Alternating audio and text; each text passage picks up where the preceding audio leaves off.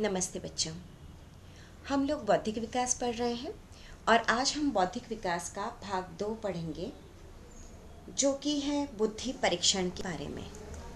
बच्चों, बुद्धि परीक्षण जो होता है, इसकी शुरुआत सबसे पहले फ्रांस के प्रसिद्ध मनोवैज्ञानिक अल्फ्रेड बीने ने की थी और उन्होंने अपने अध्ययनों में पाया कि मंदबुद्धि बालकों की अलग से अगर विशेष कक्षाओं का प्रबंध किया जाए और उनके अलग से शिक्षण प्रशिक्षण की व्यवस्था किया जाए तो वे भी अपनी बुद्धि का विकास कर सामान्य जीवन जी सकते हैं और जीवन में सफलता प्राप्त कर सकते हैं।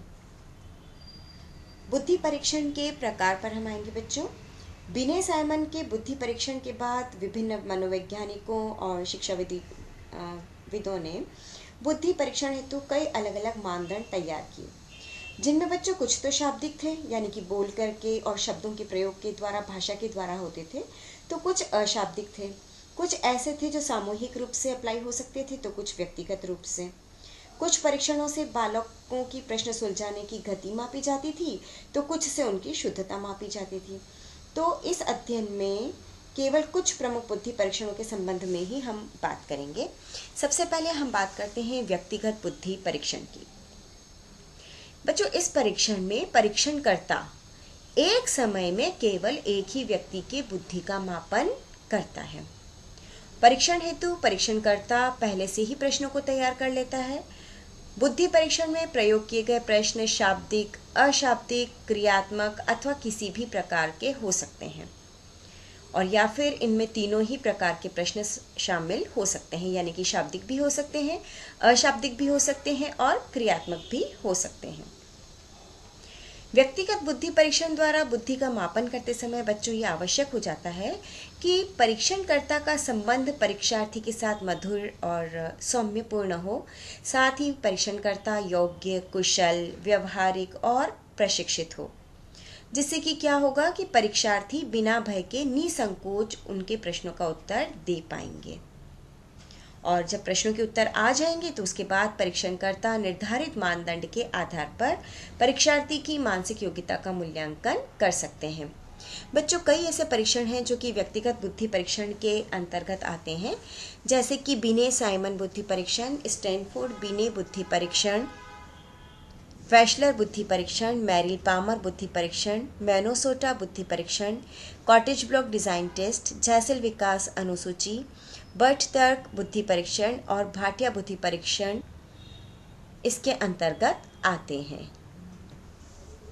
तो बच्चों, ये हमने पढ़े व्यक्तिगत बुद्धि परीक्षण के बारे में। व्यक्तिगत बुद्धि परीक्षण की कुछ विशेषताएं हैं बच्चों। इसमें जो परीक्षणकर्ता होता है उसका परीक्षार्थी के साथ मधुर संबंध, सौहार्दपूर्ण संबंध होना चाहिए। परीक्षणकर्ता और परीक्षार्थी का संबंध आमने सामने का होता है।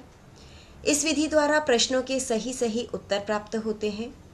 परीक्षणकर्ता परीक्षार्थी के कार्य, विचारों, मानसिक स्थिति आदि का भी अध्ययन कर सकता है।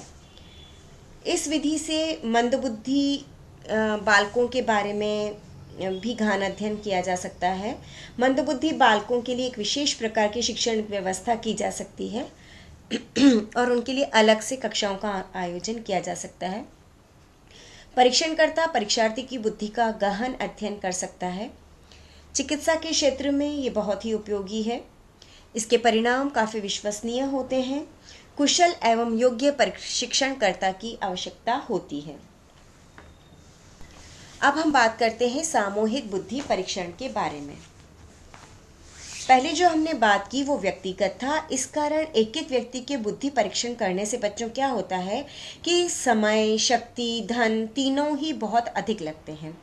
तो ये महसूस किया जाने लगा कि ऐसे बुद्धि परीक्षणों का निर्माण किया जाए जिससे एक समय में एक साथ ही व्यक्तियों के विशाल समूह का परीक्षण किया जा सके और इसका परिणाम भी निकाला जा सके। तो उसके फलस्वरूप सामूहिक बुद्धि परीक्षण को बनाया गया। इसके अंतर्गत बच्चों जो टेस्ट आते हैं वो है आर्मी अल्फा परीक्षण, आर्मी बीटा परीक्षण, आर्मी जनरल क्लासिफिकेशन परीक्षण, कुदलमन एंडरसन बुद्धि परीक्षण, Terman group test of mental maturity, doctor Prayag Mehta सामान्य बुद्धि परीक्षण, फलोटा सामूहिक बुद्धि परीक्षण, नाथेम्बा लैंड टेस्ट। और इसकी जो विशेषताएं थी बच्चों ये कि इसके लिए शिक्षित, योग्य, क्वेश्चन एवं प्रशिक्षित परीक्षणकर्ता की आवश्यकता नहीं होती है। कम समय, कम शक्ति और कम धन में विशाल समूह का परीक्षण किया जा सकता है। परीक्षार्थी परीक्षा काल में परीक्षक के व्यक्तित्व से प्रभावित नहीं होता है और निर्भय होकर के स्वतंत्रता पूर्वक परीक्षा दे सकता है। इसका मानकीकरण भी अधिक सरल होता है। नेक्स्ट है बच्चों शाब्दिक बुद्धि परीक्षण। शाब्दिक बुद्धि परीक्षण में परीक्षार्थी को प्रश्नों का उत्तर शब्दों के रूप से देना पड़ता है। परीक्षार्थी प्रश्नों का उत्तर मौखिक या लिखित दोनों ही प्रकार से दे सकते हैं। शाब्दिक बुद्धि परीक्षण जिनके पदों में भाषा का इस्तेमाल किया जाता है और परीक्षार्थी उन प्रश्नों का उत्तर लिखित या मौखिक में देते हैं, उसे हम कहते हैं शाब्दिक बुद्धि परीक्षण। ये भी प्रमुख कुछ इस प्रकार के होते हैं: आर्मी अल्फा परीक्षण, आर्मी बीटा परीक्षण, डॉक्टर जलोटा का बुद्धि परीक्षण, डॉक्टर प्रयाग मेहता बुद्धि परीक्षण और बिने साइमन का बुद्धि परीक्षण। इसकी विशेषताएं हैं बच्चों कि इस प्रकार के बुद्धि परीक्षण में भाषा का उपयोग किया जाता है और इस परीक्षण का प्रयोग व्यक्तिगत एवं सामूहिक दोनों ही रूपों में किया जा सकता है। अशाब्दिक बुद्धि परीक्षण। बच्चों जैसा कि नाम से पता हमें चल रहा है कि ये वे बुद्धि परीक्षण हैं जिनमें भाषा एवं शब्दों का प्रयोग नहीं किया जाता, अपितु क्रियात्मक रूप से बुद्धि का प्रयोग करना पड़ता है। इसलिए हम इस परीक्षण को क्रियात्मक बुद्धि परीक्षण या निष्पादन परीक्षण भी कहते हैं। बात समझ रहे हैं बच्चे आप लोग कि इस बुद्धि परीक्षण में भाषा और शब्दों का प्रयोग नहीं किया जाता है, बल्कि क्या करते हैं, क्रियात्मक रूप से बुद्धि का प्रयोग करते हैं और इस परीक्षण को क्रियात्मक बुद्धि परीक्षण या निष्पादन परीक्षण भी कहते हैं। इस परीक्षण में बच्चों जो प्रयोग किए जाते हैं उन प्रश्नों के पद जो होते हैं वो चित्र के रूप में हो सकते हैं, अमूर्त चित्र के रूप में, ज्यामितीय चित्रों के रूप में, निर्जीव पदार्थ आदि की सहायता से ये तैयार किए जाते हैं। और बच्चों ये वाले जो परीक्षण होते हैं क्योंकि ये अशाब्दिक होते हैं तो इस वजह से ये परीक्षण गूंगे, बहरे, अंधे, शिक्षित, अशिक्षित सभी प्रकार के लोगों की बुद्धि का मापन करने के लिए उपयोगी होते हैं। अशाब्दिक बुद्धि परीक्षण में परीक्षार्थी के प्रश्नों के उत्तर लिखकर या बोलकर नहीं देने पड़ते, बल्कि उन्हें चित्रों को देख करके कोई भी व्यवहारिक कार्य करके दिखाना होता है। ये परीक्षण व्यक्तिगत और सामूहिक दोनों ही प्रकार के हो सकते हैं। बच्चों क्रियात्मक बुद्धि परीक्षण जैसा कि हम बात कर रहे हैं कि अशाब्दिक को क्रियात्मक भी कहा जाता है, तो इसमें लकड़ी या गत्ते के टुकड़ों पर कुछ डिज़ाइन बनाने के लिए दे दिया जाता है और कभी कभी क्या करते हैं कि भूल-भुलैया परीक्षा विधि भी प्रयोग में लेते हैं। इसी तरह से दर्पण में देख करके कुछ चित्रों और आकृति को बनाने के लिए दिया जाता है। इसी प्रकार ये भी किया जाता है कि चित्रों के टुकड़ों को कैसे व्यवस्थित किया जाए।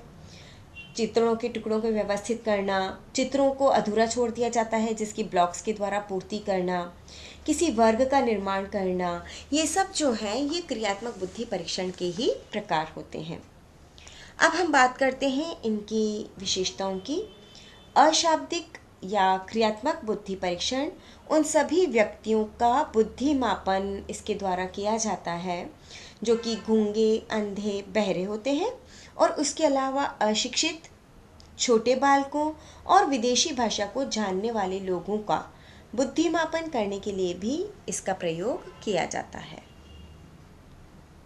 इस परीक्षण के द्वारा दो देशों और दो संस्कृतियों के व्यक्तियों की बुद्धि का तुलनात्मक अध्ययन किया जा सकता है। इन परीक्षणों में प्रश्नों की रचना अति प्रशिक्षित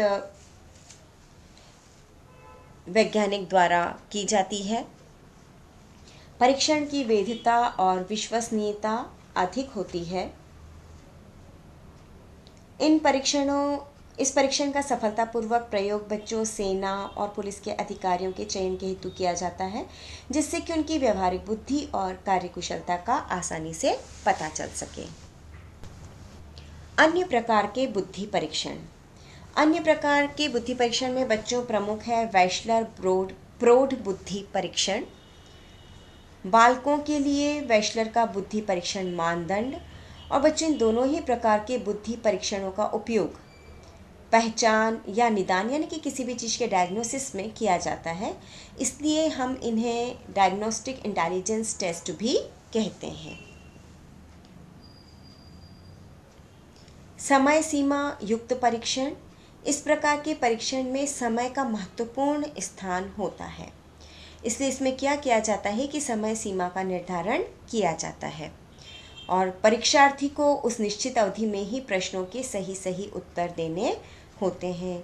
इस परीक्षण से परीक्षार्थी को प्रश्न हल करने की गति की परख की जाती है कि कितनी तीव्रता से, कितनी तेजी से वो इन प्रश्नों को हल कर पाते हैं। समय सीमा रहित परीक्षण भी होता है बच्चों, जिसमें कि परीक्षण के समय की कोई भी सीमा नहीं होती है और जो परीक्षार्थी होता है वो प्रश्नों को हल करने के लिए जितना चाहे समय ले सकता है। ऐसे परीक्षणों से व्यक्ति विशेष परीक्षार्थी की शुद्धता की जांच की जा सकती है। तो हमने अभी अन्य प्रकार के बुद्धि परीक्षण में वेशलर प्रौढ़ बुद्धि परीक्षण, बालकों के लिए वेशलर का बुद्धि परीक्षण मानदंड, समय सीमा युक्त परीक्षण और समय सीमा रहित परीक्षण के बारे में पढ़ा। बच्चों, आज जो हमने बुद्धि परीक्षणों के बारे में पढ़ा है, यहाँ पर इन बुद्धि परीक्षणों की, जैसे हमने विशेषताओं के बारे में पढ़ा, हर बुद्धि परीक्षण की विशेषता के बारे में, लेकिन बच्चों इन सभी बुद्धि परीक्षणों की विशेषताओं के साथ साथ कुछ सीमाएं भी होती है। जैसे कि अगर हम बात करते हैं व्यक्तिगत बुद्धि परीक्षण की, तो उसकी सबसे बड़ी सीमा बच्चों ये हो जाती है कि एक बार में, एक समय में केवल एक ही व्यक्ति की बुद्धि का मापन किया जा सकता है, तो उसमें धन, समय, ऊर्जा ये सब बहुत अधिक व्यय होती है। इसके अलावा प्रशिक्षित, योग्य और कुशल परीक्षणकर्ता के अभाव में इसका प्रयोग बहुत ही कम किया जा सकता है और मानसिक योग्यता का मूल्यांकन करते समय इस परीक्षण में कई प्रकार की कठिनाइयाँ आती है।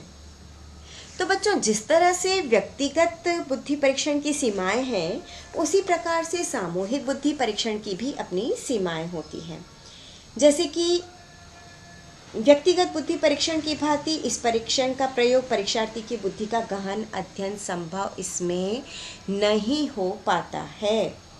समस्यात्मक बालक, मंदबुद्धि बालक और कम आयु के बालकों के लिए भी बच्चों सामूहिक परीक्षण जो होता है वो उपयुक्त नहीं होता है।